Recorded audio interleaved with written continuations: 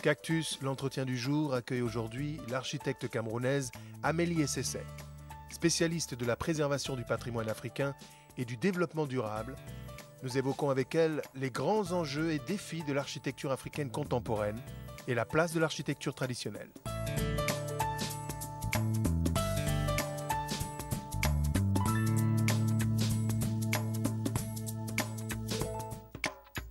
Amélie Essessé, bonjour. Bonjour. Partout dans nos capitales africaines fleurissent des constructions en béton.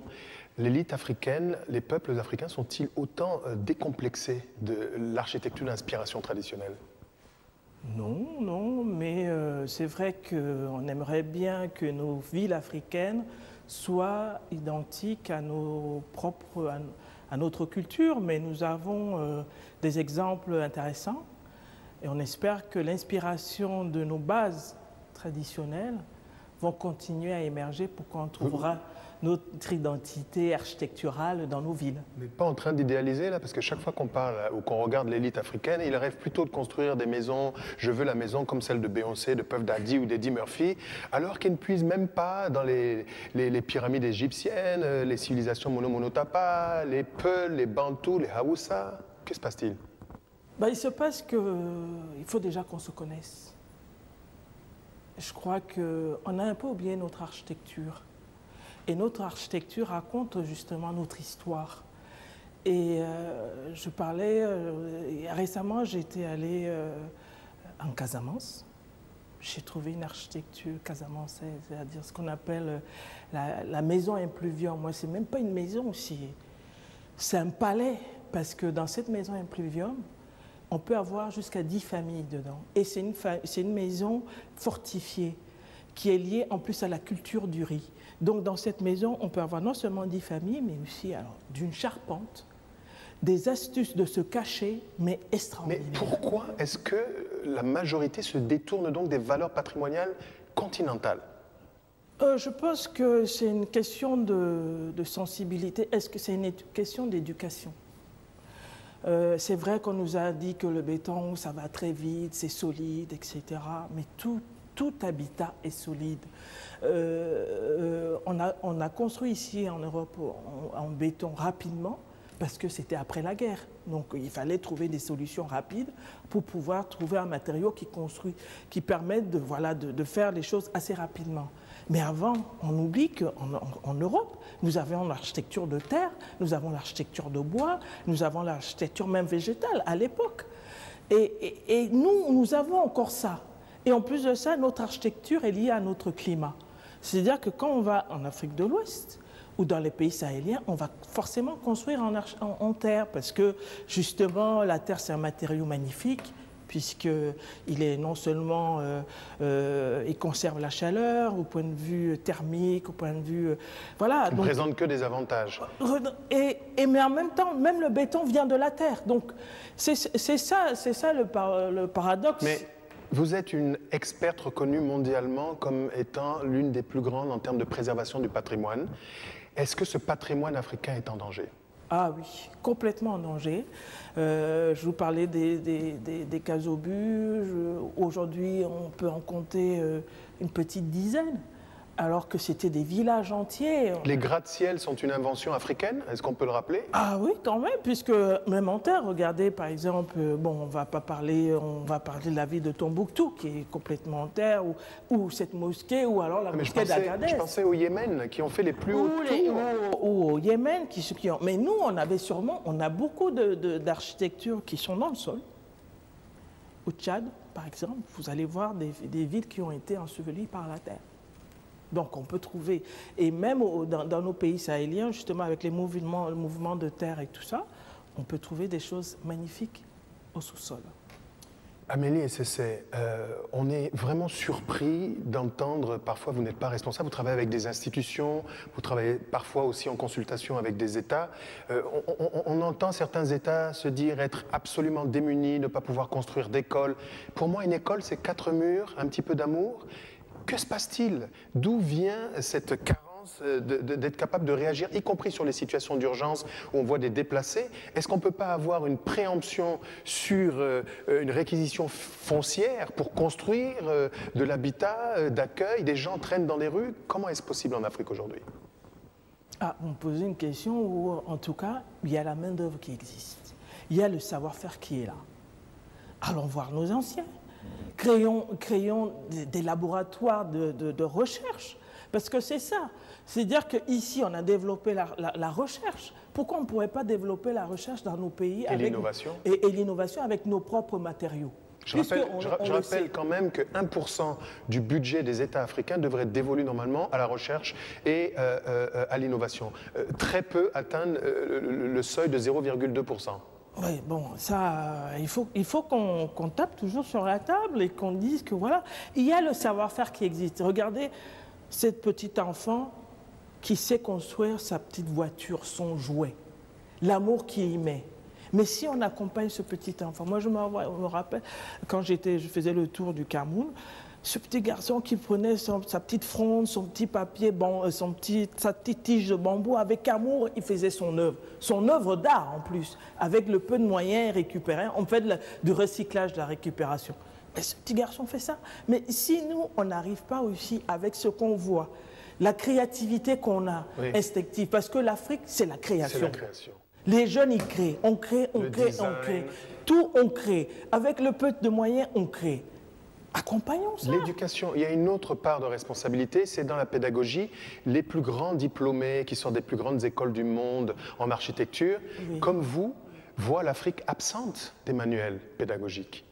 Oui, c'est pour ça, quelque part, j'ai aussi voulu justement partager cette passion qu'est l'architecture et le patrimoine en écrivant mes chantiers, en racontant ce que j'ai appris avec les anciens. Parce que quelque part, c'est vrai, j'ai fait mes études ici et j'ai eu la chance de beaucoup voyager. Et le fait d'aller comprendre ce que c'est que cette architecture, finalement, qu'on dise qu'il n'y a pas d'architecture en Afrique, je suis désolé. C'est une plaisanterie. C'est une plaisanterie. Rien que chaque ethnie a sa propre typologie architecturale. Alors imaginez. C'est fou, quoi. Sans compter l'ethnie, la région, le local, le national et le sous-régional. Parce qu'il faut savoir quand même qu'on était d'abord des royaumes. C'est ça. Et avant les royaumes, donc imaginez ces royaumes qui ont été découpés et sont devenus des pays. Mais dans chaque...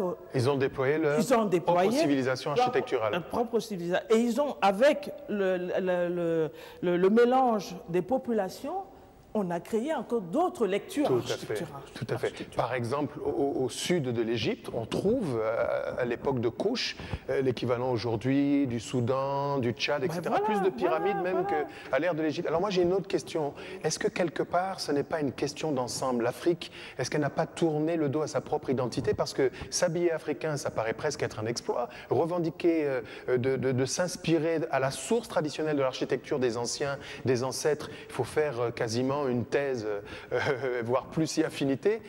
Est-ce que finalement l'Afrique ne marche pas sur la tête ou en tout cas n'a pas inversé le sens de ses valeurs? Non, je pense que le tout, c'est de savoir finalement où est-ce qu'on veut aller. Finalement, qui on est.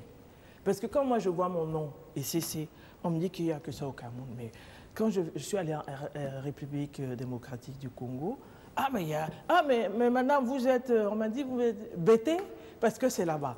En République centrafricaine, j'y suis allée, mais la soeur là, c'est comment? Mais vous êtes de chez nous. Donc notre nom, ne serait-ce que le nom, regardons déjà d'où il vient.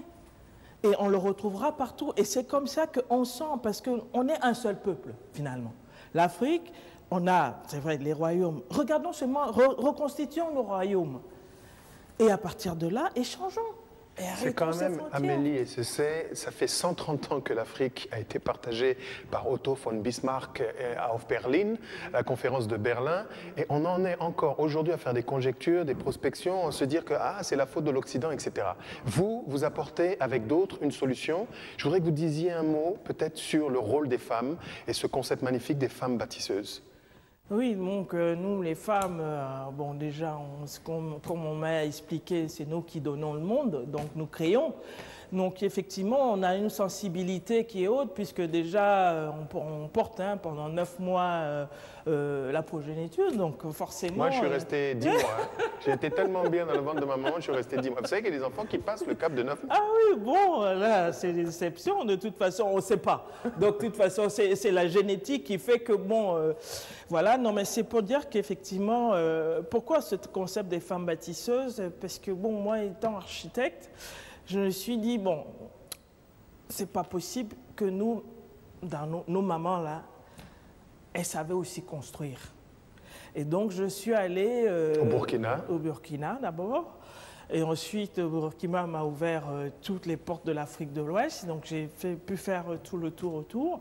Et j'ai vu un travail extraordinaire de ces femmes dans la technique des enduits, dans la technique des décorations. Et quand je suis allée au Niger, à Agadez, que ce soit à Agadez ou dans les autres régions, dans les îles, j'ai vu les femmes en train de construire. J'ai dit donc, effectivement, il faut accompagner, puisqu'on est dans le même métier. Comment partager ensemble cette passion? Et j'ai voulu donc, voilà, je continue toujours parce que j'apprends beaucoup. À chaque fois que je fais un chantier avec elle... Ça vous nourrit et ça donne lieu donc à des ouvrages, parce que l'une de vos spécificités également, Amélie, c'est de travailler en direction de la jeunesse. Oui. Vous avez déjà confectionné plusieurs ouvrages, La Maison Cassena et d'autres. Oui. Est-ce que justement à cette jeunesse qui regarde les clips vidéo, parce que l'imaginaire aussi des médias est important dans la construction d'une identité africaine. Est-ce que vous pouvez confirmer qu'on peut être africain, moderne, puiser dans la tradition africaine et que ce soit beau, voire bio? Ah oui, tout à fait. Au contraire, puisque de toute façon, aujourd'hui, on est obligé de... Pas qu'on est obligé, mais on a effectivement les questions environnementales environnementaux qui sont là. On a aussi, justement, ces nouvelles technologies qui sont là. Et ensemble, avec notre propre identité, on peut faire des merveilles. On peut construire des habitats contemporains, mais en puisant justement sur cette architecture qui est la nôtre. Parce qu'elle a un sens. Parce que les orientations, etc., on nous raconte plein d'histoires, mais finalement, ça revient justement à construire avec le climat. Un dernier mot. C'est possible en Afrique de construire avec les matériaux locaux, la terre, le bois, sans que l'on baisse de gamme, y compris des demeures extrêmement luxueuses et beaucoup moins chères. C'est le message que vous voulez aussi faire passer. Ah oui, oui, tout à fait. Beaucoup moins cher, c'est relatif, mais en tout cas, on peut construire des choses extraordinaires en terre, en bois, en bambou, en feuilles, en tout ce qu'on veut. Le tout, c'est d'apporter l'innovation, d'apporter la recherche. Je tiens beaucoup à la recherche parce que, comme avec mon parcours de génie civil, donc j'ai pu utiliser, toucher le matériau, le manger un petit peu de temps en temps. Donc, je pense qu'il faut énormément mettre l'accent sur la recherche, l'innovation. C'est un message que vous adressez aux politiques, j'imagine, entre autres. Et qu'on dise effectivement qu'on croit à notre jeunesse, mais qu'on croit aussi à la diaspora, qui, elle, a fait le cap de traverser, mais de revenir et qu'elle veut apporter pour que ce continent, bien sûr, soit aussi parmi... il est déjà, mais on en a marre de montrer seulement les gros ventres et la guerre. Et je pense qu'il y a énormément de choses positives qui se font sur place. J'ai beaucoup de confrères qui font des choses extraordinaires, mais qu'on les mette aussi en avant.